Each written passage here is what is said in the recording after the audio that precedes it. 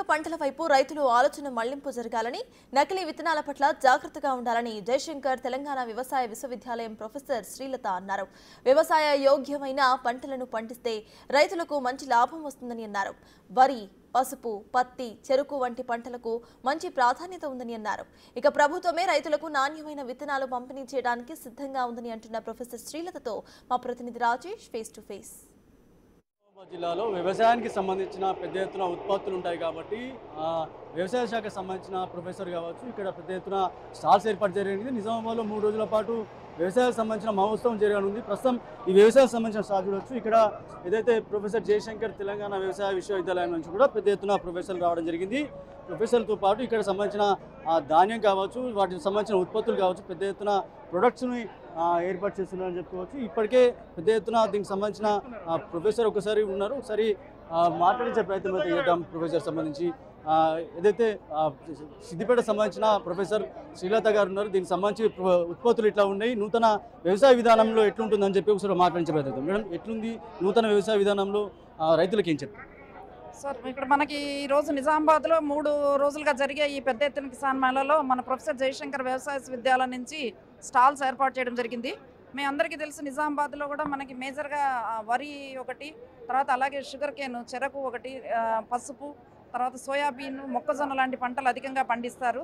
అన్ని మిగతా తెలంగాణ జిల్లాల్లో మిగతా జిల్లాలతో పోలిస్తే నిజామాబాద్లో రైతులు కొంచెము సాధారణంగా జూన్ 15 నుంచి జూలై 15 మనం వరి సాగు నాట్లు అవుతాయి. కానీ నిజామాబాద్ ఏరియాలో మే 10 నుంచే కూడా నాట్లు మొదలు పెడతారు. సో ఈ ఏరియాకి మన విశ్వవిద్యాలయం నుంచి విడుదలైన లాంగ్ డ్యూరేషన్ రకాలు కూడా ఉన్నాయి. వరంగల్ నుంచి సిద్ధి అనే రకం ఉంది. తర్వాత అలాగే జగిత్యాల దగ్గర నుంచి కూడా మనకి మధ్యకాలిక, దీర్ఘకాలిక రకాలు అనువుగా ఉన్నాయి.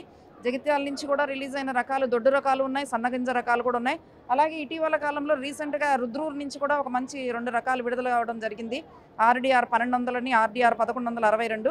అలాగే జేజీఎల్ రకము జేజీఎల్ 27356 అని అతి సన్న రకము, ఈ జై శ్రీరామ్ పోలిన రకం కూడా మనకి ఉంది. అలాగే రాజేంద్ర నగర్ వరి పరిశోధన స్థానం నుంచి కూడా మనకి ఆర్ఎన్ఆర్ 15048 అని ఇప్పటికే రైతుల్లో చాలా ప్రాచుర్యం పొందిన రకాలు కూడా ఉన్నాయండి. ఇకపోతే మనం చూసుకుంటే ఇవన్నీ కూడా మనకి రుద్రూరు పరిశోధనా స్థానంలో మనకి అగ్రికల్చర్ ఇంజనీరింగ్ సంబంధించి ఈ ఫుడ్ టెస్టింగ్ ఇన్స్టిట్యూట్ ఉంది. అక్కడ మనము ఇటీవల కాలంలో రైతులు చాలా చిరుధాన్యాలు కూడా మనకి ఎంతో అవకాశం ఉంది. ఈ చిరుధాన్యాలు పండించడమే కాకుండా వాటితో ఒక వాల్యూ యాడెడ్ ఆహార ఉత్పత్తులు తయారు చేయడానికి ఇవన్నీ రకాల పరిశోధనలు కూడా అక్కడ పిల్లలు వాళ్ళు చేస్తున్నారు. ఇకపోతే ఇక అదే కదా పత్తి అండి. ఇటీవల కాలంలో మనకి అధిక సాంద్రత పత్తి అనేది తెలంగాణలో వరి తర్వాత మనకి అత్యధికంగా సాగు అయ్యే పంటగా మనం పత్తిని చెప్పుకోవచ్చు. కాకపోతే రైతులు దీనిని ఈ అధిక సాంద్రత పత్తి అనే టెక్నాలజీ అనేది చాలా పాపులర్ అయింది. ఈ పెరుగుతున్న లేబర్ కాస్ట్ అయితేనేమి, ఈ అధిక సాంద్రత పత్తిని వేయడానికి ఇటీవల కాలం న్యూమాటిక్ ప్లాంటర్స్ అని కూడా మనకు అందుబాటులో ఉన్నాయి. రైతులు కనుక ఈ సబ్సిడీ మీద కనుక మనకి న్యూమాటిక్ ప్లాంటర్స్ అనేవి చేస్తే దీన్ని సాగు చేయడానికి ఎంతో న్యూమాటిక్ ప్లాంటర్తో సాగు చేసుకోవడానికి ఎంతో అనువుగా ఉంటుంది. దీంతో సాధారణంగా దాదాపుగా నార్మల్గా పండించే పత్తి అయితే మనకు 6 నుంచి 7 క్వింటాల్ అయితే ఇది దాదాపు 10 నుంచి 15 క్వింటాల్ వరకు కూడా రైతులు దిగుబడి తీస్తున్నారు. సో ఇది మనకి ఇటీవల కాలంలో మంచి టెక్నాలజీగా చెప్పొచ్చు దీన్ని. ఇకపోతే మనకు రుద్రూరు పరిశోధనా స్థానం నుంచి వివిధ రకాలైన చెరుకు అని ఇదైంది. ఈ మధ్య కాలంలో అండి ఇది మనం రిలీజ్ అయిన రకం అండి, ఈ కో రకము, ఇది ఈ రకం అండి. ఇది ఇటీవల కాలంలో మొన్న రీసెంట్గా మనం భారతీయ వ్యవసాయ CVRC కింద రిలీజ్ అయిన రకం. ఇది అత్యంత బెల్లం నాణ్యత కలిగిన మంచి చెరుకు రకం. చాలా కాలం తర్వాత రుద్రూరు పరిశోధన స్థానం నుంచి రిలీజ్ అయిన రకం అండి. ఇకపోతే మా ఈ జిల్లాల్లోనే ఉన్న KVK డాట్ సెంటర్స్ వాళ్ళ ద్వారా కూడా చాలా రకాలైన టెక్నాలజీలు మనం ఈ రైతులకి మనము ట్రైనింగ్ ప్రోగ్రామ్స్ ద్వారా కానీ, డెమాన్స్ట్రేషన్స్ ద్వారా కానీ వివిధ రకాలైన ప్రోగ్రామ్స్ అన్నీ కూడా ఈ కృషి విజ్ఞాన కేంద్రం వల్ల. రైతుల్లో చాలా వరకు అపోహలు ఉన్నాయి. కొన్ని విత్తనాల వల్ల పంట నష్టపోతుంది, నకిలీ విత్తనాలు బయట వస్తున్నాయి. మీరేం చెప్తారు? రేపు పెద్ద ఎత్తున ప్రోగ్రామ్ పెట్టారు. మేము ఈసారి వ్యవసాయ పరిశోధన విశ్వవిద్యాలయం నుంచి ఈ నాణ్యమైన విత్తనము రైతన్నకి అందాలని చెప్పి ఒక పెద్ద ఎత్తున మా వైస్ ఛాన్సలర్ గారు వాళ్ళు ఒక పెద్ద ప్రోగ్రామ్ని మన విశ్వవిద్యాలయం ద్వారా రైతులకు చేరువవడానికి రేపు జూన్ 2వ తారీఖున ఒక ప్రోగ్రాము కొన్ని రెవెన్యూ విలేజెస్లో ఆదర్శ రైతులకి రైతు ముంగిట్లోకి నాణ్యమైన విత్తనం అందాలని ఒక పెద్ద ఫ్లాగ్షిప్ ప్రోగ్రామ్ అనేది చేస్తున్నారు.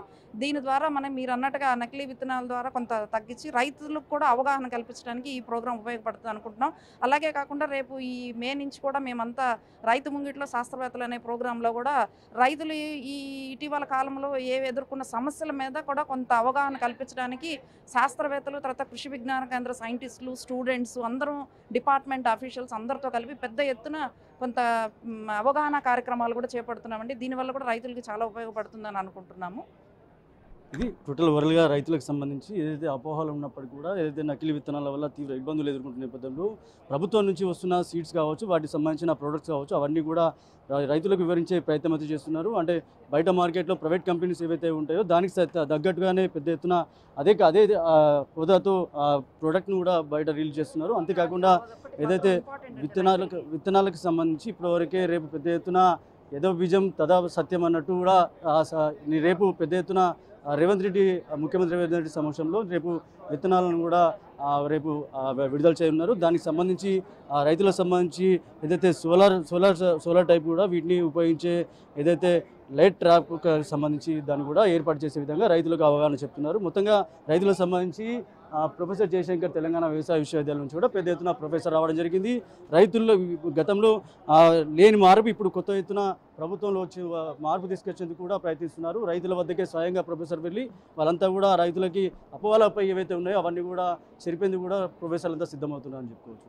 ఇదంతా కూడా రైతులకు సంబంధించి ఏదైతే వ్యవసాయ శాఖ నుంచి సంబంధించిన ఈ విశ్వవిద్యాలయం నుంచి కూడా ఏదైతే ఇక్కడ స్టాల్ ఏర్పాటు చేస్తారో రైతులకి పెద్ద ఎత్తున అవగాహన చేసేందుకు కూడా ప్రొఫెసర్లంతా కూడా సిద్ధంగా ఉన్నారు. కెమెరా పర్సన్ సందీప్తో రాజేష్, బిగ్ టీవీ, నిజామాబాద్.